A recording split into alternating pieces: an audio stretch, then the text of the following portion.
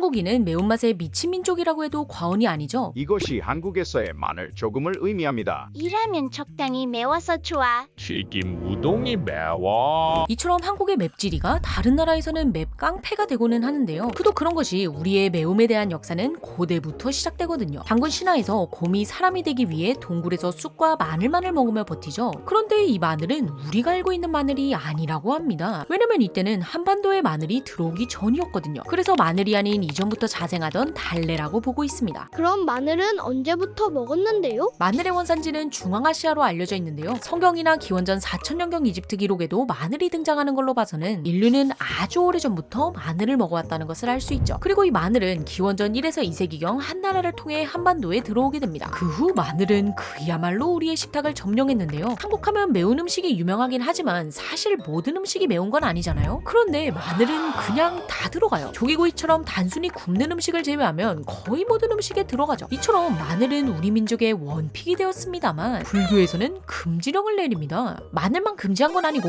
오신채라하여 마늘, 파, 달래, 부추, 무릇 이렇게 5가지의 맵고 자극적인 채소를 금지했어요. 엥? 고기도 아닌데 왜요? 이 친구들이 향이 강해서 다른 사람이 수련하는데 방해가 될 수도 있었고요. 또 다른 이유는 오신채가 양기를 채워준다고 생각했기 때문입니다. 특히 마늘은 한의사나 본초광복에도 언급될 만큼 유명한 정력 강한 식품이었거든요. 그런데 또 한편으로는 궁녀들이 다이어트를 위해 먹었다고 하니 그야말로 남녀노소 모두에게 인기 많은 식품이었죠. 그런데 사실 매운맛 하면 먼저 떠오르는 건 마늘이 아니라 고추인데요. 고추하면 옛날 옛적부터 한반도에 있었을 것 같지만 의외로 우리나라에 들어온 지 얼마 안 됐다고 해요. 1492년 콜럼버스는 고추의 원산지인 남아메리카에 방문 후 유럽에 고추를 들여오게 됩니다. 당시 유럽은 후추에 미쳐 있었는데요. 그래서 고추를 후추와 비슷하게 매운맛을 내는 열매라 하여 칠리페퍼 혹은 레드페퍼라고 불렀습니다. 그런데 후추의 인기와는 달리 고추는 완전 찬밥 신세였어요. 그도 그런 것이 유럽인들에게는 고추가 투머치 핫했거든요. 그래서 선원들이 계열병을 예방하기 위해 먹기는 했지만 가정에서 즐겨 먹는 채소는 아니었죠. 그런데 이런 고추가 무역을 통해 아시아로 전해지면서 고추의 전성시대가 시작되는데요. 아시아 국가에서는 이미 다양한 향신료를 써왔기 때문에 고추도 거부감 없이 받아들일 수 있었거든요. 그렇게 고추는 흘러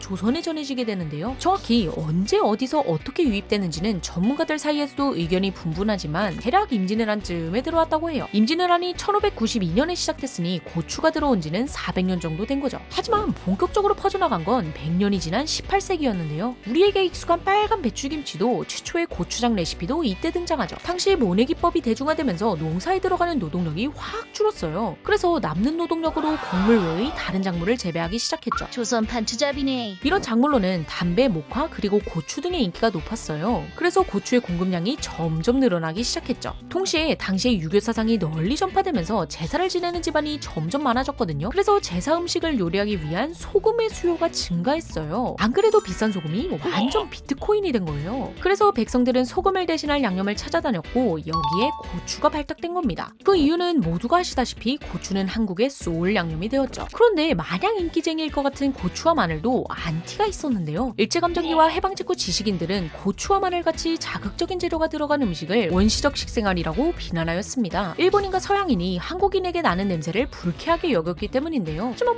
민중들은 아랑곳하지 않고 먹긴 했어요. 뭐 어쩌라고. 그런데 이때 유행한 매운맛은 지금의 매운맛과는 좀 달랐는데요. 지금은 고통스러운 매운맛이 대세라면 당시는 매콤한 정도랄까요? 우리에게 익숙한 얼얼한 매운맛의 유행은 1960년대부터 시작됩니다. 고추의 품종 개량으로 고추의 생산량이 늘고 설탕의 가격이 내려가자 고추장, 마늘, 설탕으로 납한 양념을 사용한 낙지볶음이나 떡볶이 등이 유행하기 시작해요. 추럽. 그리고 1980년대 청양고추의 개발과 이후 서양의 캡사이신 등 외국 향신료의 도입으로 진정한 고통을 선사하는 매운 음식이 등장합니다. 1980년대 틈새라면, 2000년대 불닭, 2010년대 엽기떡볶이와 불닭볶음면이 대표적이죠. 20년대 들어서는 한국의 매운맛은 아니지만 중국의 마라탕이 유행하고 있고요. 아니, 다들 매운맛을 왜 이렇게 좋아하는 거예요? 일단 과거에는 맛도 맛이지만 음식을 오래 보관할 수 있다는 장점이 있었어요. 고추가 매운 이유는 앞에서도 나온 캡사이신이라는 성분 때문인데요. 캡사이신은 혀를 자극해 통각을 느끼게 해요. 그래서 캡사이신에 동감한 조류를 제외하면 일반적으로 야생동물은 고추를 피하죠. 이런 이유로 매운 음식에는 해충이 잘 생기지 않았고 그 덕에 매운맛은 조상님들에게 제대로 눈도장을 찍을 수 있었습니다. 하지만 저장 기술이 발달한 현대에도 여전히 매운맛을 선호하는 사람은 많은데요. 보통 매운맛을 좋아하는 사람들은 이렇게 말하고는 해요.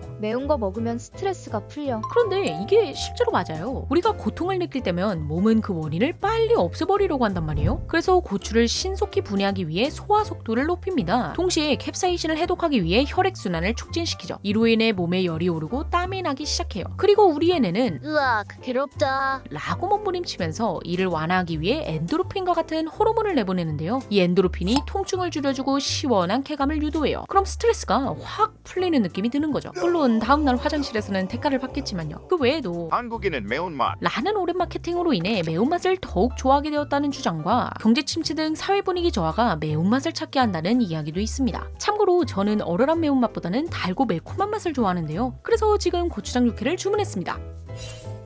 아니 대본 쓰다 보니까 먹고 싶어지더라고요. 어쨌든 지금까지 몽구였습니다. 시청해주셔서 감사합니다.